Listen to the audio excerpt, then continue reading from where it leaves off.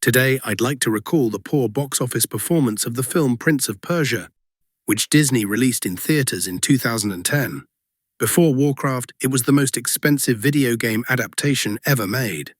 Prince of Persia is one of the few films based on popular video games that was positively received by audiences unfamiliar with gaming. Despite this, the movie performed poorly in theaters and severely impacted the career of one of Hollywood's most influential producers, Jerry Bruckheimer.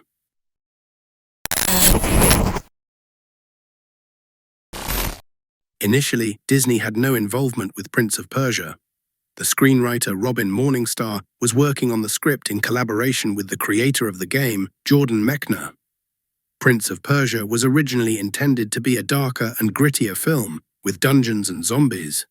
Naturally, it would have been filled with blood, severed heads, and scantily clad women.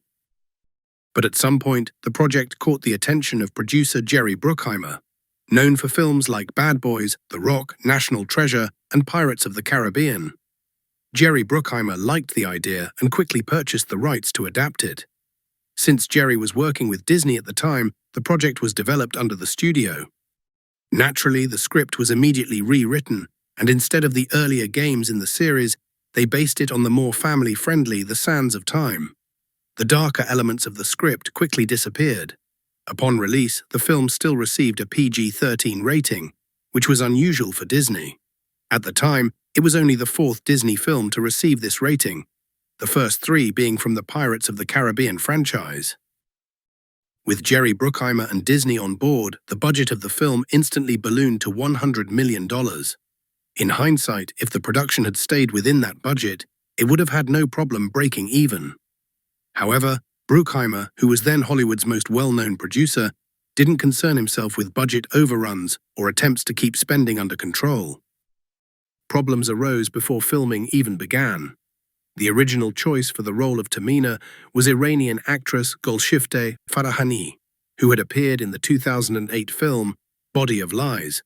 However, because of her involvement in that film, the Iranian authorities barred her from leaving the country for 6 months. As a result, she couldn't participate in the filming. The studio quickly held another casting, and the role went to Gemma Arterton. After this replacement, the film's publicity took a negative turn. Even publications unrelated to cinema began to criticize the upcoming film. The filmmakers were faulted for not having a single Persian actor in a movie about Persia.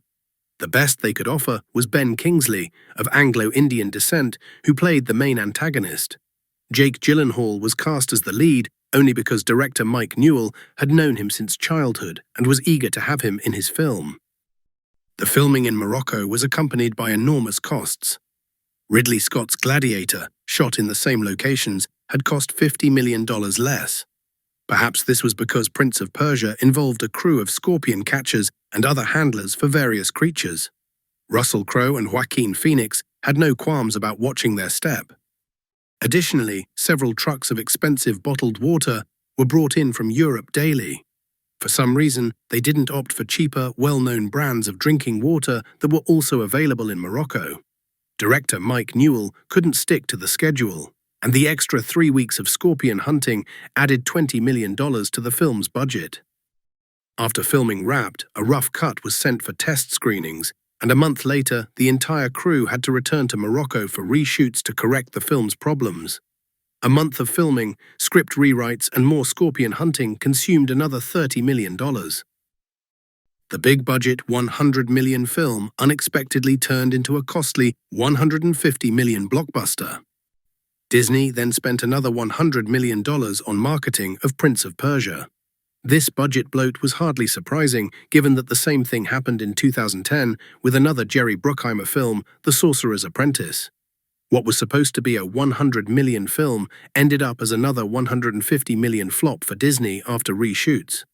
In the US, Prince of Persia grossed $90 million, while the international market contributed an additional $240 million.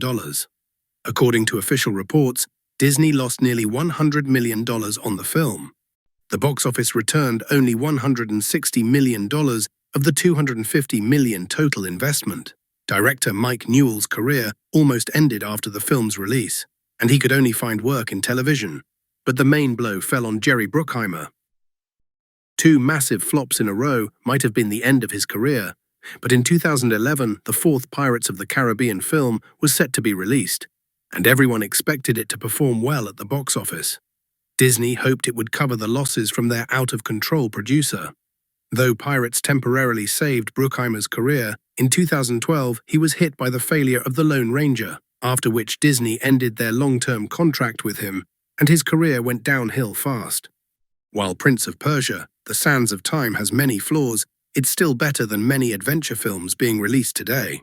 It's unfortunate that the film was sunk by its inflated budget, which, by the way, doesn't show on screen. Thank you for your attention.